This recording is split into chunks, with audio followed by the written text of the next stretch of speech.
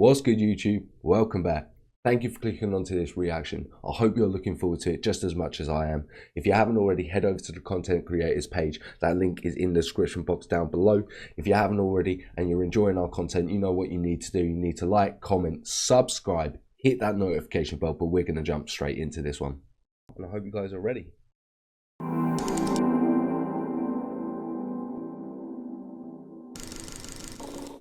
In the previous episode in this series, we talked about the events that happened after the assassination of Caesar, but the series itself is about the civil wars that continued shaking the Roman Republic, leading to the Principate. Unlike Caesar's civil war that began with a clear act of war, the crossing of the Rubicon, the civil war that would later be called the War of Mutina began slowly, with a number of events slowly pushing the relevant parties closer and closer to bloodshed. And we're going to see how that unfolds, aren't we? In this episode, we will talk about this first post-Caesar civil war. Although the Roman... I'm looking forward to finding out what that is.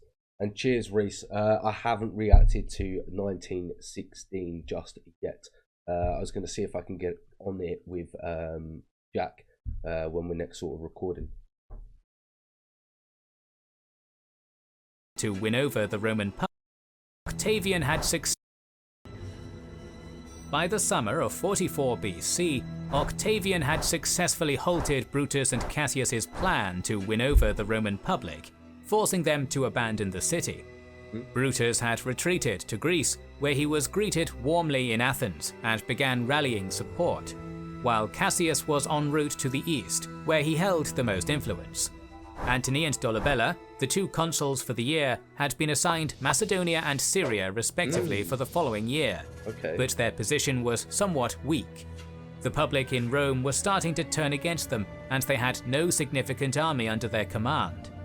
Dolabella had been granted command of the legions Caesar had picked out for the Parthian campaign, currently in Illyria, but this command would not take effect until the end of his consulship at the end of the year. They needed men now. How are they going to get the men? Suddenly, a rumor reached Rome that a huge Getae force had attacked Macedonia. Antony immediately requested that the Parthian army be put under his command to defend the province. The Senate was initially reluctant. I mean, I understand why he's asked for that. Like, I mean, you're having an invasion. I need men to sort that invasion out. But not wanting to risk the province, relented. Soon it was reported that the Getae were no longer in Macedonia, and some reports claimed that they never even attacked. Nevertheless, Antony insisted that's interesting that he maintain command, claiming that if the army were moved, then there would certainly be a huge attack on the undefended province. Antony had just secured himself a large and well-trained army consisting of Caesar's veterans. What a smart play. But how is that going to be used in this sort of arc? Antony immediately brought 4 legions to Brundisium and demanded that the Senate reassign governance of Macedonia to his brother Gaius, while he was to be given governance of Cisalpine Gaul. So he's just trying to use the men and force his way to gain things, right? Just as Caesar before him, Antony knew he had to secure governance of a province in order to have legal immunity. Moreover, Caesar had shown how valuable the province was, and how much control the governor of Cisalpine Gaul could exercise over Rome. Decimus Brutus, once again, it's a large area and it's also close to Rome. Was currently the governor, however, and the Senate refused to allow Antony to replace him. Which is fair. I understand why the Senate didn't want to do that. Looking to bypass the Senate, Antony planned to put the law to the public assembly, but with his popularity greatly diminished, he was unlikely to pass the law alone. So who did he rope into his schemes with him? The most popular man in Rome at the moment was Octavian. The two men had constantly been at loggerheads, but Antony's circle had been advising him to reconcile. Once again, sometimes it's just best to, when you're going for political power, you do have to make these decisions and go for the people that you once were politically opposed to, who gain power. Absolutely crazy. This civil war has more twists and turns than the last civil war, if I can imagine, I can't. So I'm looking forward to finding out what you got in store for me. Like, good suggestions as always. Let's jump into it. Finally seeing the benefit in this, Antony and Octavian made a temporary alliance. Once again, you've got to always make these temporary alliances. There's so many shows, so many times throughout history that you see these alliances being made. Octavian would swing the vote in the assembly, while Antony would later help Octavian. Still bitter towards Antony, Hit for tat. I mean, I scratch your back, you scratch my back. Octavian was even more resentful of Decimus and was willing to do what was necessary to weaken Caesar's assassins. The law was passed by the people, ensuring Antony would be governor of Cisalpine Gaul. Once again, the enemy. Yeah. The enemy of my. Yeah, the enemy of my enemy is my friend. Yeah, and his brother, governor of Macedonia, for 43 BC. The Senate, however, sent messages to Decimus to not give in to Antony and to defend his province. The Senate have basically said defend your province, even though it was passed over. I know he didn't get it rightfully, but it was passed. So surely Antony now does have the legal precedence to take it, even though he got the legal presidency, like, got through legitimate ways. But yeah, still. Meanwhile, Sextus Pompey had ventured out from his base in Sicily and had managed to stir up a revolt in Spain, which had always had Pompeian sympathies. Lepidus, previously Caesar's master of horse, was able to negotiate with Sextus to retreat without fighting. Nice, Lepidus. And the Senate praised him for that, as winning over Lepidus would greatly strengthen their position and severely undermine Antony. Okay, I see.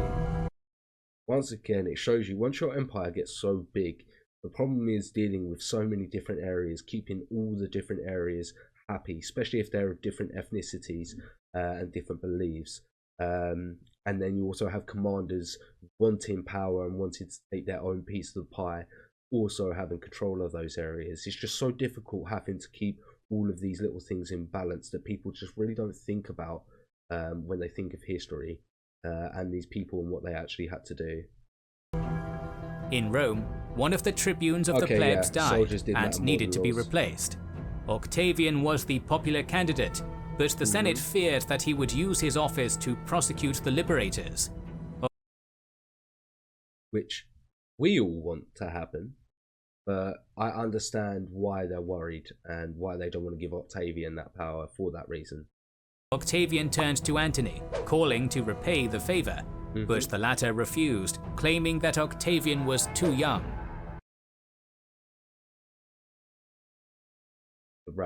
The majority voted for Octavian nonetheless, but Antony once again interceded, annulling the vote. Octavian was furious and immediately began sending his agents throughout Italy, gauging which cities would be loyal to him and which of Antony's legions had wavering loyalty, and amassing old veterans of Caesar. I mean, you're a fool. You're a fool. You're an absolute fool. If you vetoed it, of course you've now made him your complete enemy. Like, complete enemy. You just backtracked on what you said, this little backhand agreement you had on. You want to pay him off, then now you're on the list. You're on that list and you got to go. To further damage Antony's position, Antony the rat, Octavian's ally, Cicero, began disseminating the first of a number of speeches attacking Antony's actions and character, the Philippics. Very interesting. Octavian's agents were successful in sowing discontent among legions in Brundisium, as many legionaries saw Antony's actions against Caesar's heir as disrespectful and insulting. Immediately, Antony rushed to Brundisium to regain control of the situation. Octavian, 2 seconds, guys. Oh, sorry about that. Nervous of what Antony was planning, also left Rome, calling Caesarian veterans to his banner. He offered huge rewards and soon had an Antony's fleeing. Army of thousands. With no legal right to command an army, he justified it by calling them his bodyguards. He sent this force to Arretium and then started waiting for Antony to make the first move. And who does make the first move? Technically, I think he's made the first move there, but But we'll see. We'll see. Was struggling to regain control. Octavian's agents had been effective, and Antony's initial gift of 100 drachmae was laughed off. Infuriated, Antony rounded up the ringleaders and decimated them. This brutal action, combined with a larger offered reward, was enough to temporarily win the legions back to his side. But now it's going to make him look like even more of a tyrant, which he is a tyrant. And Antony returned to Rome, sending the 4 legions north to Arminium, joining with 2 more on the road. Okay. However, while on the march, 2 other Macedonian legions, the Marcian and 4th, consisting of Caesar's veterans, defected, pledging their loyalties to Octavian. Okay. Antony tried to win them back, but was forced away by arrow fire.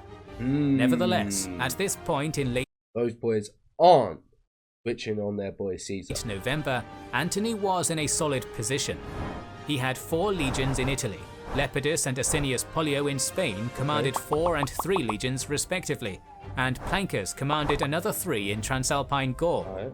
Antony was confident that they would side with him. But would they all side with him? That's the question. Meanwhile, Dolabella had also begun his journey from Rome to Syria, collecting a small force, likely from Macedonia, to take up governorship there when his term as consul ended. En route, he passed through Asia, the province governed by Trebonius. While attempting to resupply, Dolabella found all the cities closed to him.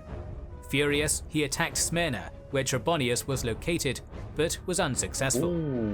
Disgruntled, was that the start of it? Is that the catalyst event? He began to retreat and was shadowed by Trebonius's men. Okay. Dolabella's scouts informed him of this though, and he managed to lay an ambush, destroying Trebonius's force and rushing back to seize the now undefended Smyrna. Trebonius was captured in his bed and beheaded by Dolabella's men, the first of Caesar's assassins to die.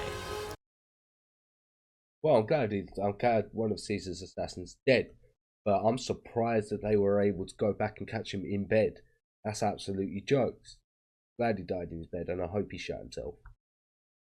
With the year coming to a close, Dolabella and Antony's terms as consul would also be ending soon. Antony, knowing he needed to secure a governorship, sent messages to Decimus demanding that he give up his province, demands that Decimus refused. Antony then left Rome to join his army to enforce his claim on the province.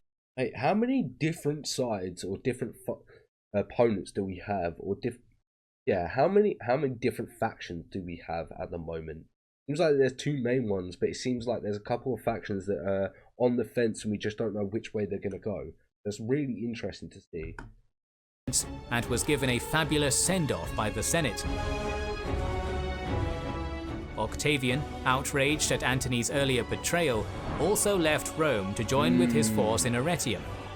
He now also had a formidable force, effectively 2 legions of veterans and 2 of levies who had rallied to him, and the Marcian and 4th legions.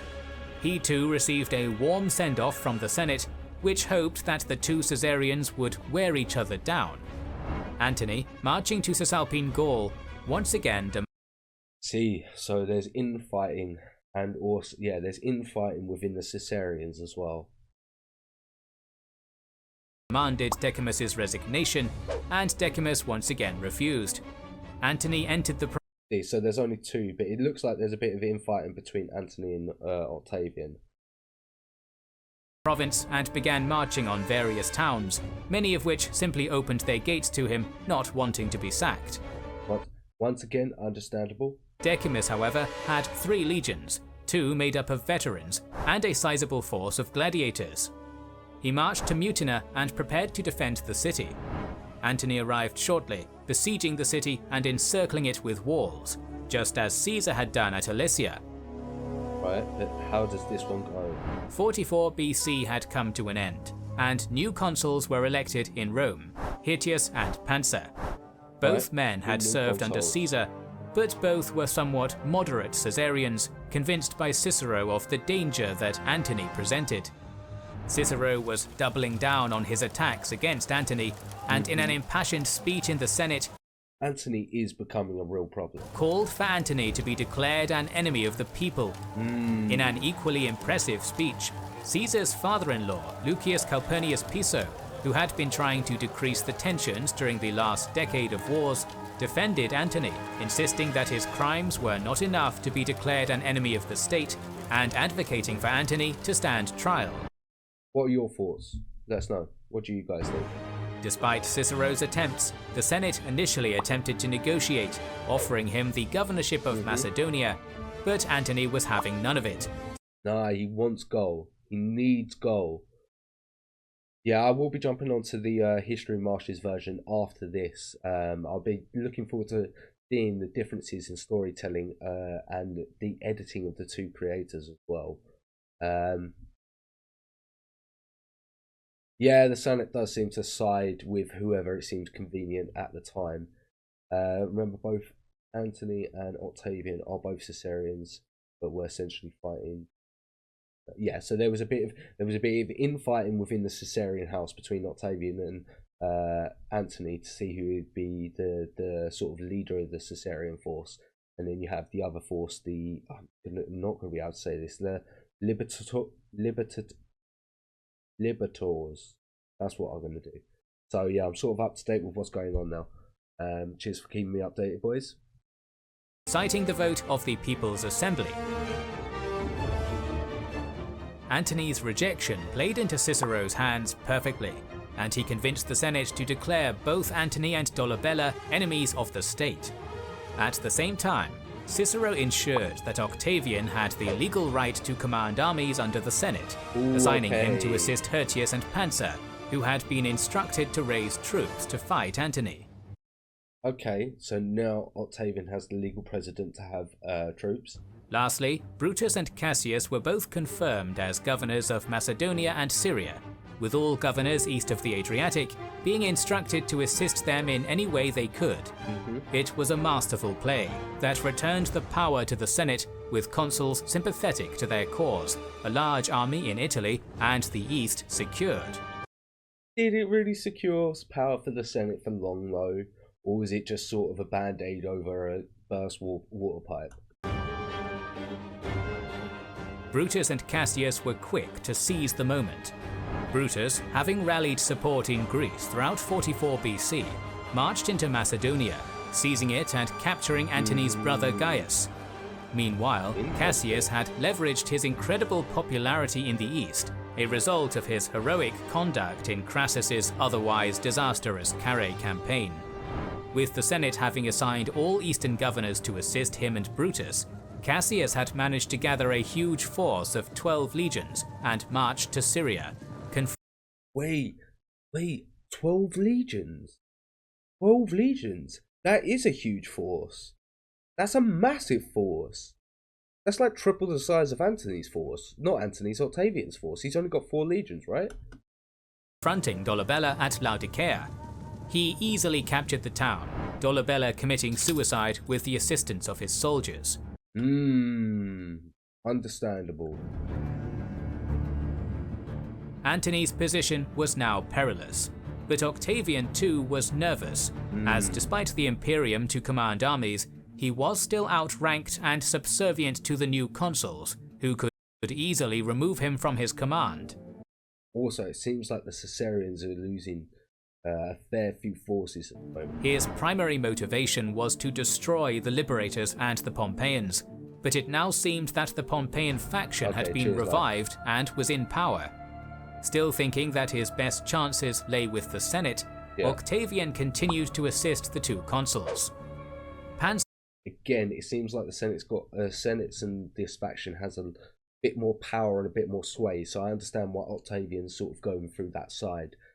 He sort of sees that it's not looking good for Antony, and to sort of choose the winning side at this point in time. Was still levying legions, but Hirtius joined Octavian, taking command of the two ex-and. Wait, like he demobilized 60 legions after this civil war.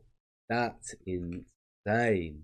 Levying legions, but Hirtius joined Octavian, taking command of the two ex-Antonine legions. With winter closing in and Decimus running low on supplies, the two marched to his position to put pressure on Antony. Given the quality of Antony's army, however, they were apprehensive to commit to a battle, preferring to skirmish while they waited for Panzer's arrival. They're valuing the veteranship of the men Antony has, which is so good, because veterans really do just make the difference within war. Meanwhile, in Rome, Cicero was effectively in charge, pursuing a I'll definitely answer that question after this reaction. Stringent anti-Antony policy by extracting heavy taxes from Antony's allies to raise war funds. However, he went too far, pushing one of them, Ventidius, to rally 3 legions worth of veterans. With this force, he tried to make his way to Antony. But Antony's trying to get back up from levied legions within the area as well. But finding the road blocked by Octavian and Hirtius, diverted to Picenum to bide his time. Meanwhile, Panzer, It was so pointless. having recently levied 4 new legions, marched to Octavian and Hirtius in late March of 43 BC.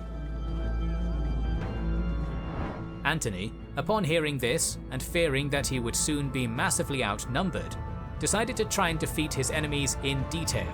Okay. Leading 2 of his veteran legions, the 2nd and 35th, a few cohorts of his picked bodyguard, and a significant number of cavalry between Octavian and Hirtius's armies, Antony marched to the Via Aemilia, positioning themselves near the Forum Gallorum just outside the marshes, ready to ambush Panzer. He also sent smaller forces How did the other force not see this happening? under his brother Lucius to harass Octavian's camp, Oh, I see. So Octavian did see it sort of happening, but they were getting harassed. keeping him pinned inside. Okay. That answered my question clearly. Fortunately for Panzer, both Hirtius and Octavian had been cautious. Hirtius sending the veteran Martian legion under Galba, one of Caesar's assassins, and Octavian sending 2 cohorts of his bodyguard to escort the new levies. It was a wise move. As Panzer's force marched through the marsh, they were Antony was not expecting this. harassed by some of Antony's cavalry. The Martian legion and Octavian's bodyguard advanced to chase them from the levies. On the 14th of April, as they made it out Is he going to die? I hope Antony dies here. of the marshes onto open ground, they deployed in a line, but were suddenly attacked by Antony's main force. It was a cunning move. With the Martian legion deployed in line in front of the marshes, they had effectively blocked the road from the marshes, preventing the levies from joining them. The bodyguards of Antony and Octavian, both in the respective center of their armies, engaged, while the Martian legion, split in 2 on either flank, engaged the 2nd and 35th. Right. The officers of the Martian legion, worried that the levies would simply cause confusion and break the battle line, ordered them to retreat back to their camp. Appian's description of the battle is harrowing. Wait, so he doesn't want them to cause panic. So they've got to leave. They've basically got to retreat back. Wow. The 3 legions that were engaged were all veterans who had fought under Caesar, and the 2 sides bitterly resented each other, seeing their opponents as traitors. So we've still got some of that bad blood from the previous civil war, because it was so quick after each other. There isn't sort of this new settlement and this new sort of this new resentment. It's all still the same resentment as what was happening earlier on. According to Appian, the battle was fought in near silence, only broken by groans of pain and the clash of weapons. There were no war cries, the veterans on both sides knowing that this would do little to intimidate their enemies. The left wing of the Martian legion began to give ground, but the right flank was having more success, pushing back the 35th legion. As they did, however, Antony's cavalry managed to get around their flanks. Now surrounded, the Martian legion began giving ground, Panzer being wounded in the fighting and Panzer's been wounded as well. That's it, they're going to rout now, aren't they? rushed back to the camp of the levies. Yeah, they got no chance. Octavian's bodyguard, fighting to the last man, was destroyed in the center. And all the levies are going to get caught up in it as well, aren't they? The Martian legion continued to give ground, but as they did, they became entangled with some of the levies, still trying to retreat down the narrow road back to the camp. Panzer's force took heavy losses in this withdrawal, but the remnants of the Martian legion were able to finally reach the safety of the fort. And are they able to defend the fort? Antony, not willing to waste time on a prolonged siege of the fortified position, pulled back. Okay. It was initially a victory for Antony, having destroyed the cohorts does he get caught of Octavian's bodyguard and inflicting heavy casualties on the Martian and Levy legions, including injuring a consul. Oh no. He began his march back to Mutina in triumph. As he did, however, he was attacked by Hirtius and the 4th Legion. Antony's men, utterly exhausted from the battle and march, fought as well as they could, but fatigued as they were, failed to stop Hirtius's army from... That's it, they're exhausted, they just went through a battle, and now they had to retreat. Octavian and Hirtius's forces are just completely refreshed. That's so overrunning them, forcing Antony to retreat. He gets away, I want him to die. Hastily to Mutina. By the end of the day, Antony had lost almost half of the 2 legions, including the Eagles. His victory... Half of these 2 legions, and they were veterans as well. That's a big damage to Antony's force. In the morning had turned into a bitter defeat in the afternoon. Now he's just in Rome, the victory was hailed as decisive, particularly by Cicero. However, Antony was not done yet, his forces around Mutina still maintaining the siege of Decimus. Octavian and Hirtius, just days after the Battle of Forum Gallorum, marched on Antony's position, determined to finally break the siege. Antony's position was well defended, but Octavian and Hirtius spotted a point where the terrain had made it difficult for the defences to be properly built. They focused their force on this point, attempting to break through. Initially, Antony was reluctant to face them head-on, hoping to still them with his defences and harass them with cavalry. But he knew, after a while, he knew that the defences were just going to fall. Soon, however, it became apparent that Octavian and Hirtius's men would eventually break through if something was not done. Still reluctant to completely abandon the siege, Antony marched out 2 legions to confront his enemies on the 21st of April. Octavian and Hirtius immediately changed their focus from the defences to these 2 legions. Octavian's force slowly gained the upper hand, pushing back Antony's legions. Desperately, Antony tried to move others to assist, but having been deployed all around the city, many were too far to assist. Antony's 2 legions were struggling, and that's what he gets for not wanting to break that siege. Hirtius was even able to lead a legion into Antony's camp, attempting to fight his way through to Antony's tent. The camp got all the way to the tent. Was defended by Antony's elite 5th Legion, however, and the fighting was brutal. Simultaneously, Decimus managed to organize a sortie under Aquila, another of Caesar's assassins. Fighting now raged all around the city, Aquila's force attacking Antony's defences from the outside, Hirtius against the 5th inside of Antony's camp, and Octavian outside the camp against... So it's now like a fight on 2 fronts. What's he going to do? How's he going to get out of this? Well, it's 3 fronts, isn't it? So he's got the inside wall here, like the inner wall, the second inner wall, and then also outside the wall with Octavian. How's he going to be able to handle this? 2 of Antony's legions. Octavian's men finally managed to completely break their opponents and rushed to Hirtius's aid. At this point, Hirtius was killed in the fighting. The circumstances of his death are not clear. Appian says that Octavian fought in the front line bravely to reclaim his body, while other sources, like... Oh, and I'm assuming that we actually got the body then, and it was due to Octavian, but they're going to say other sources. That's really interesting, and that's a cool feat by Octavian if it was true.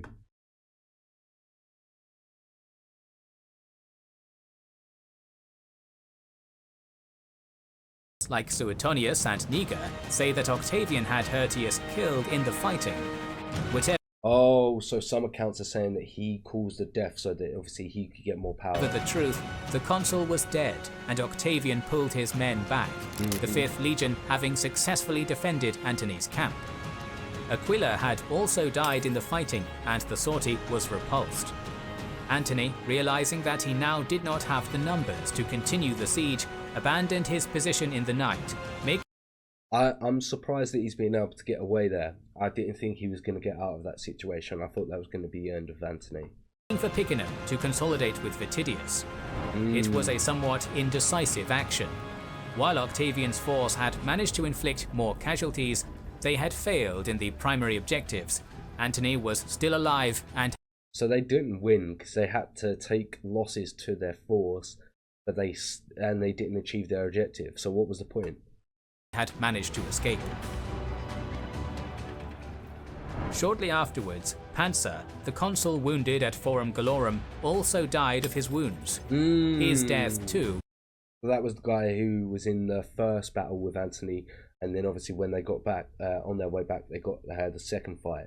So in the first one, he actually died of the wounds that he sustained. Is mysterious. Appian describes a moving meeting between Octavian and Pansa on the consul's deathbed, where the consul revealed that he had been rooting for Octavian from the start and bestowed command of the army to him. Suetonius and Tacitus, on the other hand, suggest that Pansa may have been poisoned, possibly on Octavian's orders. Both consuls were lauded as heroes by Cicero, who gave Octavian very little credit for any of his actions. Do you think Octavian poisoned him? I could see it being a possibility for sure. It was ordered that Decimus be given full command of the legions. Octavian was outraged. He had been used as a pawn by the Senate time and time again, and finally had enough. He refused to give up command of the legions to Decimus, insisting that his men would not follow the assassin of Caesar. Too right. Do not follow the assassins of Caesar. When Decimus gave him orders to cut off Antony and prevent him from merging with Vitidius, Octavian refused. It was a turning point in history. Secretly, he sent messages to Lepidus, Plancus and Pollio, insisting that they needed to work together as Caesarians to counter the growing Pompeian faction.